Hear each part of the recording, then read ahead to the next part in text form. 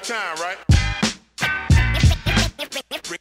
Brings you only the finest entertainment. All right, now to get into some sort of the tools I've used. I know I've never really talked about stuff I use and whatever, but it's not to protect my craft or anything. It's just I never really looked up how-to videos, and so it never was really a big thing for me to be like, hey guys, this is how you do it. So hopefully at least I can show you some of the good stuff you can use, some ways you can really save some good money customizing, because I mean, yes, I love doing this for the art, the fun, the toys, just everything. It's just kind of the perfect job for me. But also, you know, if you're going to be doing this, or if you are doing this currently, making money, this kind of will increase your profits. And anywhere you can save money will, you know, make you money, or at least allow you to do this without putting too much money into it if you're just doing it for yourself. So, a couple things. Well, let's get started here. These brushes, cheap. I do not go and buy really expensive brushes. I go out and buy a new set of brushes whenever these ones die out. Now these are from what we have in Canada, Dollarama. Now this is owned by Walmart. You might have them in the States or something to the equivalent.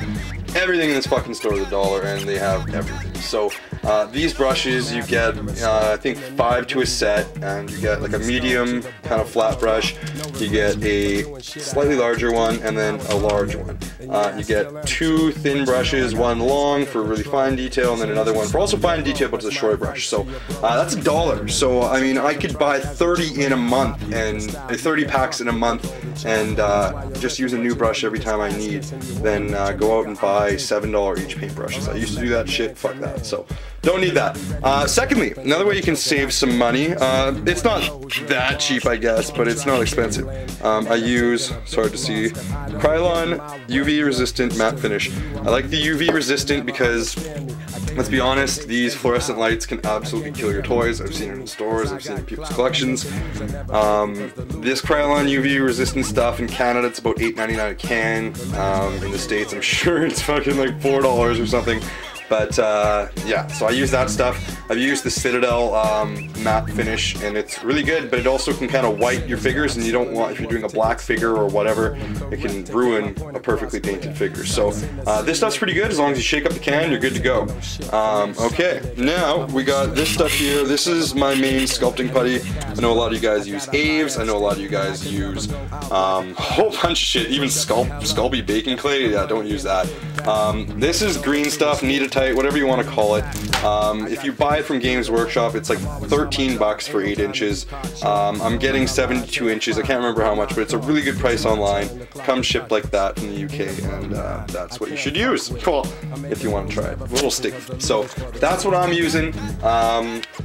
Also here, you know, airbrush set, if you're getting to that point or you want to do it. This one was retail, I think, here at a hobby shop for $2.50. It's a Tester's Aztec. It's the one that comes with the 6 nozzles.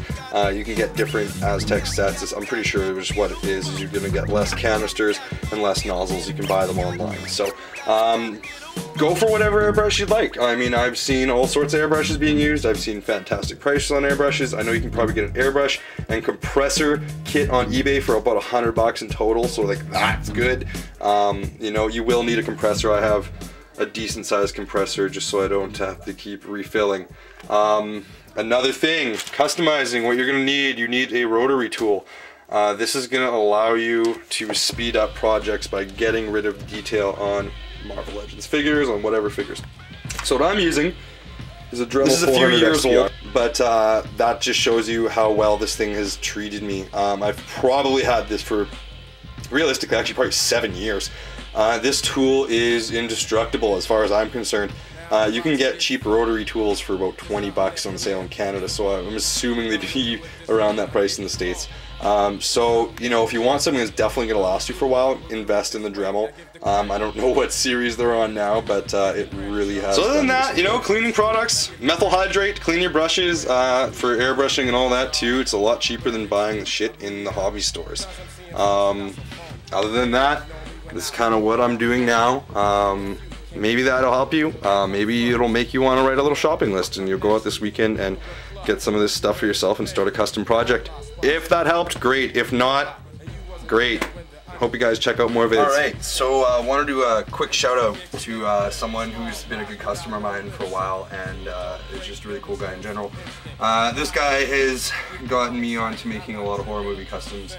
Well, I guess he purchased one of my first horror movie customs, the Super Freddy figure that I put on eBay a while back. So this dude's really cool. He hooked me up with, I guess it's the first series, Nightmare on Elm Street 2 Freddy figure, which has got that alternate head where he's got the brain showing and he's got the claws on the naked hand, which is pretty cool. So that was a gift and that was awesome because we hadn't got these in Canada yet, so I was really happy about that.